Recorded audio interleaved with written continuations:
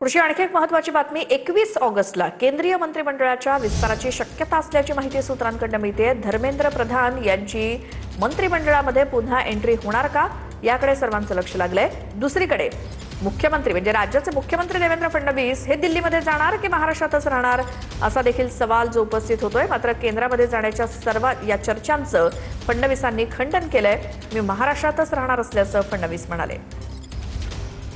21 ऑगस्टला केंद्रीय मंत्रिमंडळाचा विस्तार होण्याची शक्यता आहे। 2024 साली मोदी सरकारचा शपथविधी झाल्यानंतर केंद्रीय मंत्रिमंडळाचा एकदाही विस्तार झालेला नाही। त्यामुळे मोदी सरकारच्या या पहिल्याच मंत्रिमंडळ विस्ताराकडे देशाचं लक्ष लागून राहिलंय।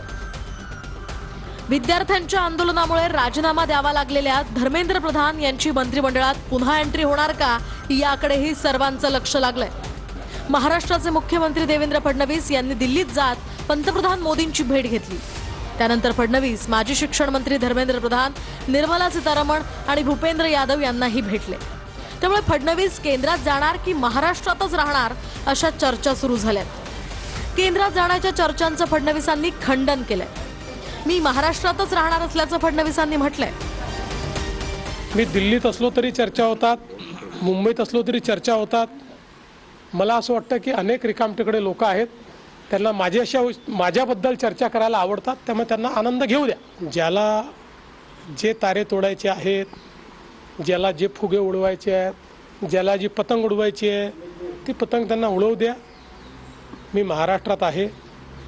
महाराष्ट्राच्या जनतेने आणि माझे नेते नरेंद्र मोदीजी यांनी महाराष्ट्राची जबाबदारी माझ्याकडे दिलेली आहे। मी प्रामाणिकपणे महाराष्ट्राच्या जनतेची सेवा करतो आणि ती करत राहणार आहे। तर दुसरीकडे पीयूष गोयल यांचं वाणिज्य मंत्रालय जाणार की राहणार याकडेही सर्वांचं लक्ष आहे। गजेंद्र सिंग शेखावत यांचं पर्यटन मंत्रालय जाणार की राहणार याच्याही राजकीय वर्तुळात चर्चा आहे। तर पर्यटन मंत्रालय पंतप्रधान स्वतःजवळ ठेवणार असल्याचीही माहिती आहे।